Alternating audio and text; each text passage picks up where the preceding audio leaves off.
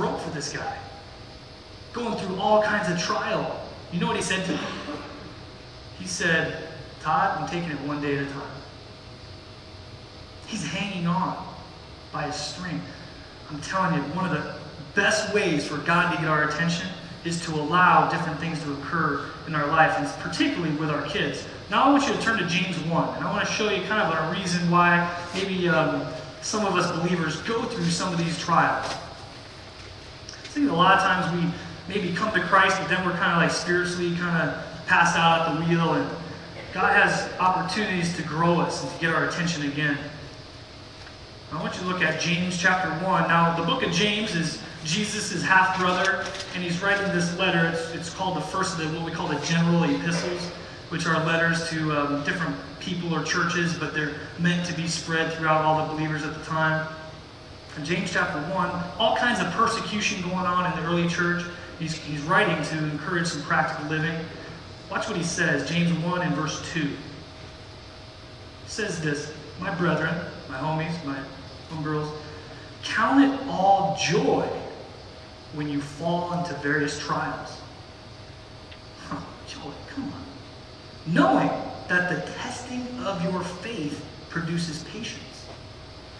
Verse 4, but let patience have its perfect work, that you may be perfect and complete, lacking nothing. The testing of your faith. Are you being tested in your faith? Is God grabbing your attention a little bit? You've kind of been spiritually passed out the wheel and something's occurred in your life. God's wanting to use that to draw you closer to Him in your walk with Him. I tell you, I know my friend in Fort Lauderdale he has no other option but to be on his knees daily, holding on to his Abba Father, begging for mercy upon his child. But you know what? And I want to ask you this question. Why did God make you and I?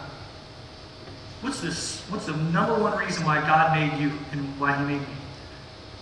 There you go. A love relationship with Him. God created you and me and everybody else for one to have a love relationship with Him. I don't know about you, but when my kids are just kind of busy about playing with their toys and everything, yeah, that's cool, you know. Nothing better for me when my child, by their free will, jumps up into my lap and hugs on me. Unfortunately, a lot of times it's because they're sick or something. You know, lately, you know, Blaze has been on the fritz a little bit, so you know, when you get those look in his eyes and he kind of does that, I'll take advantage of that. All right, I'll pray for you, dude, but come over here, man. All right, good. I get to hug you for a while.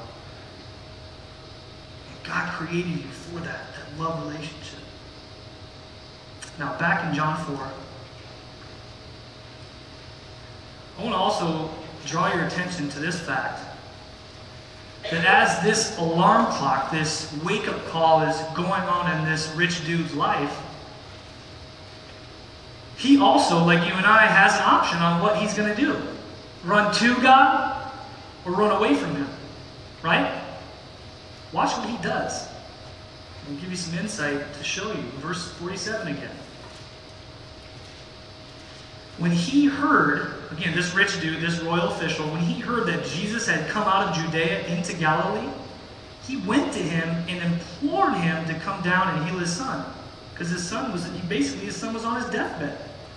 Now, I want to let you guys know that his son, their family, they're in Capernaum, which is 20 miles away from Cana of Galilee.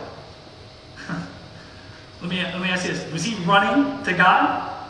Dude, Holmes was getting his marathon on to get to Cana, to be able to implore Jesus, to meet Jesus and say, God, can you heal? I've heard about you and the power that you have. Can you heal my son?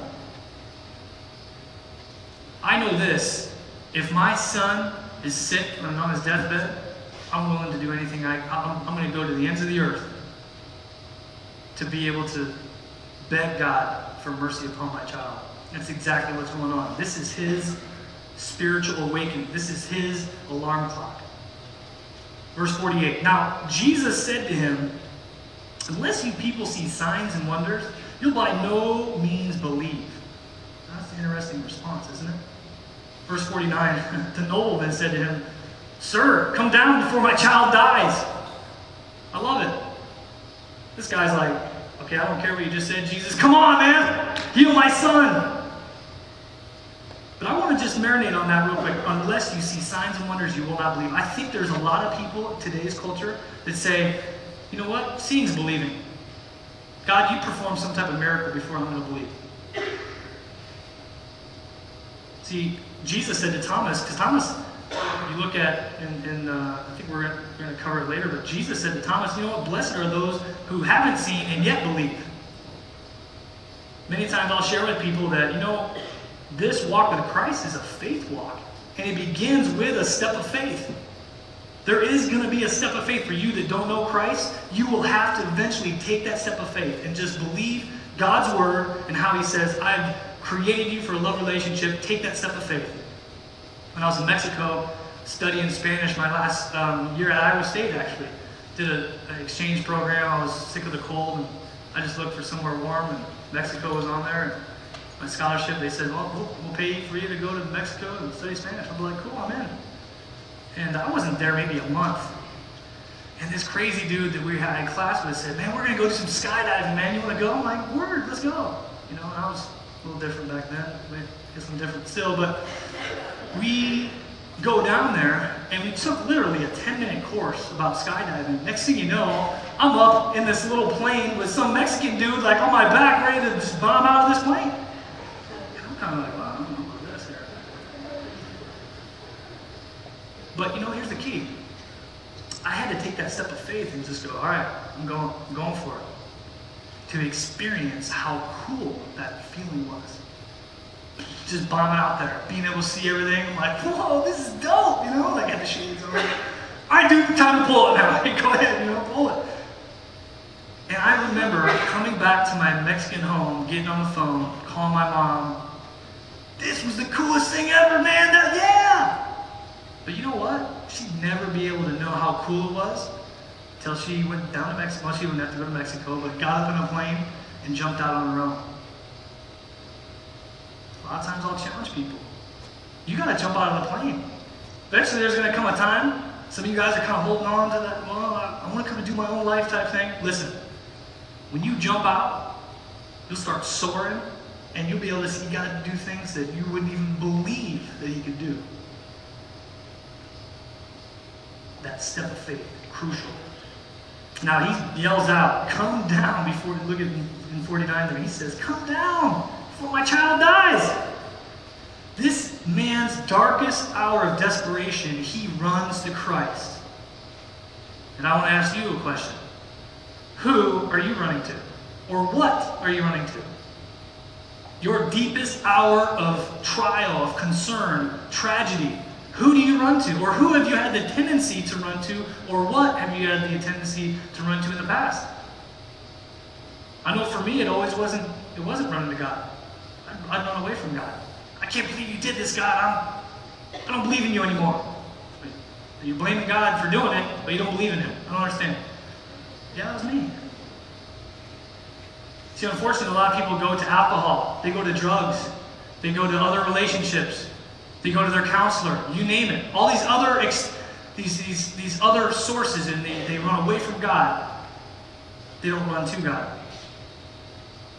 I want to ask you this. If you in here have gone to other sources instead of running to God, you run away, I want to ask you this question. How has that worked out for you? I hate to be that blatantly honest, but how has that worked out for you? Take some inventory of where you're at right now. Romans 6:21 says this. What fruit did you have, or what were the results, basically, did you have then in the things of which you're now ashamed? Paul's writing that chapter 6 basically about people that have gone away from God into these other things when things have occurred in their life. He's saying, dude, what was the end result? Take inventory of where you are right now. What's the end result? What's the fruit of those decisions? God's heart is, man, come to me. I'll give you that lasting peace. I'll give you that hope to believe. I'll give you the faith to walk through that trial. It's a completely different thing. Speaking of wake-up calls, would you agree that our